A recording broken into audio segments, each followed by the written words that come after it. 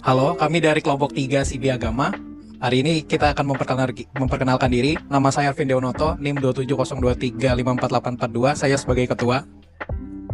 Halo, perkenalkan nama saya Yabes Edward Sihombing dengan NIM 27023544861.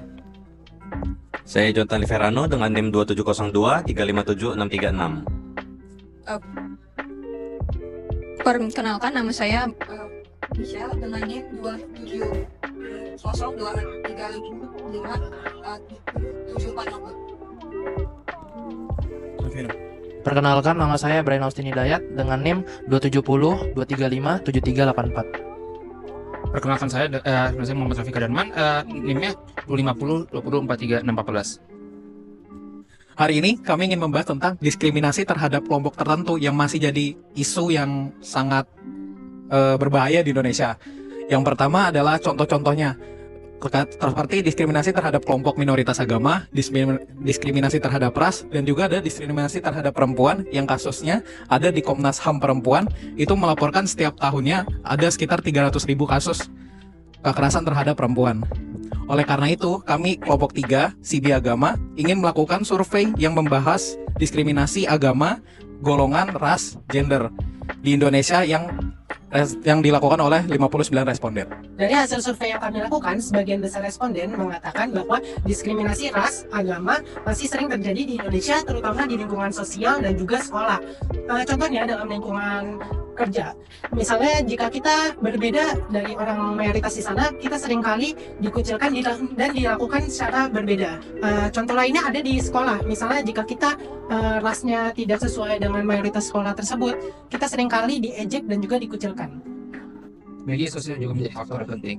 Banyak responden melaporkan bahwa di platform daring seperti Facebook atau Twitter, kita menemui ujaran kebencian dan stereotip mengenai agama dan kelompok identitas. Ini menciptakan polarisasi dan memperburuk ketegangan antar kelompok. Baik, saya akan menjelaskan tentang penyebab diskriminasi. Menurut survei yang telah kita bagikan, ada 3 faktor utama penyebab diskriminasi. Yang pertama adalah kurangnya pemahaman ajaran agama. Nah, ini tuh banyak orang soalnya menganggap agama itu hanya sebagai status di KTP. Yang kedua adalah stereotip negatif terhadap golongan tertentu. Nah, ini biasanya itu dipengaruhi oleh trauma, pengalaman pribadi, atau juga bisa dari media. Nah, yang ketiga itu pengaruh media. Soalnya dengan media ini kita bisa menjadikan orang tuh atau golongan itu menjadi negatif. Pendidikan agama itu juga memainkan peran yang penting. Sebagian besar responden itu mengatakan bahwa pendidikan agama itu sangat membantu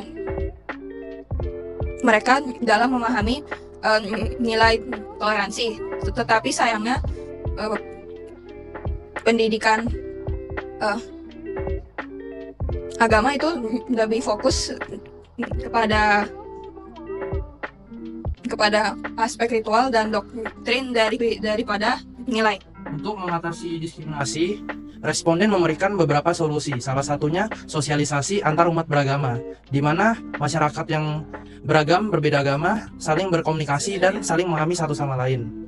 Dan selain itu, pendidikan di sekolah juga penting untuk mengajarkan saling menghormati dan saling menghargai agar masyarakat dapat mengerti antara agama satu sama lain. Namun meskipun banyak yang percaya bahwa tindak diskriminasi harus diatasi, tidak sedikit juga kalangan masyarakat yang memilih untuk diam ketika terjadi diskriminasi di sekitar mereka. Yang mungkin hal ini disebabkan oleh rasa takut yang ada dalam diri mereka. Nah, dari data ini, kami dapat menyimpulkan bahwa masih perlu ditingkatkan kesadaran masyarakat untuk melaporkan tindak diskriminasi dan kepercayaan masyarakat kepada sistem hukum yang ada. Nah, berdasarkan survei yang kami dapatkan seluruhnya, kami dapat menyimpulkan bahwa tindak diskriminasi ini masih sangat erat di dalam masyarakat dan perlunya peningkatan pembelajaran nilai agama dan nilai toleransi serta pengelolaan konflik agar diskriminasi dapat diatasi secara lebih mendalam. Dan dengan kerjasama, kami percaya dapat tercipta lingkungan yang lebih aman, tentram, dan terjalinnya perdamaian di antara kita. Dan sekian kami kelompok 3, terima kasih.